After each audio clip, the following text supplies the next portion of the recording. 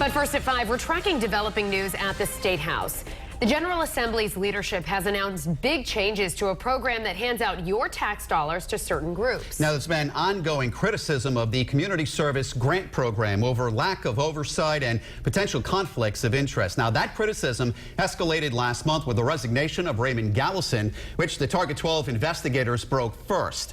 Target 12 uncovered that a nonprofit run by Gallison was funded almost entirely by these grants. And we have team coverage tonight. Target 12 investigator Walt Buteau will tell us about another State House grant program that isn't being changed. But first, Eyewitness News reporter Steph Machado is live at the State House with the breakdown of the reforms announced this afternoon.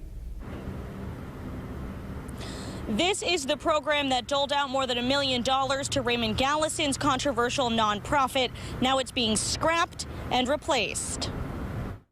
This is a list of more than 200 Rhode Island organizations. They received a combined $11 million in taxpayer money this fiscal year with little vetting and no vote on the individual organizations getting grants.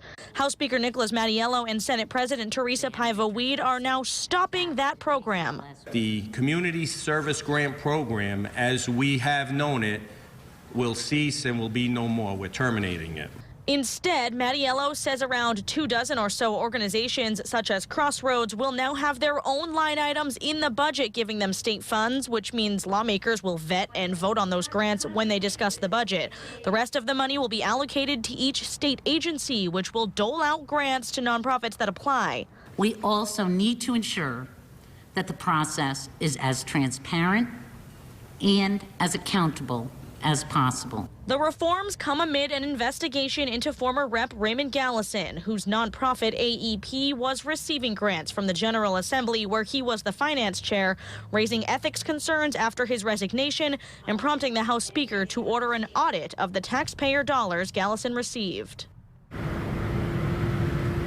And we checked on the status of that audit today. The Auditor General telling us Gallison's nonprofit still hasn't sent over the necessary records for the audit. Coming up new at 6, what Speaker Mattiello had to say about lawmakers who are involved with the groups receiving taxpayer grants. Live with the Providence Mobile Newsroom, I'm Steph Machado, Eyewitness News. Top Democratic lawmakers reveal major changes for the way your tax dollars are handed out. We first told you about the changes at 5, and now new at 6, we're learning more about how the abrupt resignation of former House Finance Committee Chairman Ray Gallison prompted reform. Eyewitness News with in-depth coverage at 6. Target 12 investigator Walt Buteau has the latest on the state's audit of Gallison's nonprofit. But first, Steph Machado joins us now with more on the changes and what they mean for groups that involved with state lawmakers. The House Speaker says he doesn't know of any other state lawmakers other than former Rep. Ray Gallison that are employed by groups receiving grants from the legislature this year. But from now on, that practice will be banned. The program that doled out $11 million of your tax dollars to 200 organizations this year is getting scrapped and replaced. Will cease and will be no more. We're terminating it. The Community Service Grant Program didn't require much vetting or a vote on each individual group getting the cash. It's being replaced with itemized budget lines for big organizations and a new competitive process in which state agencies will dole out grants.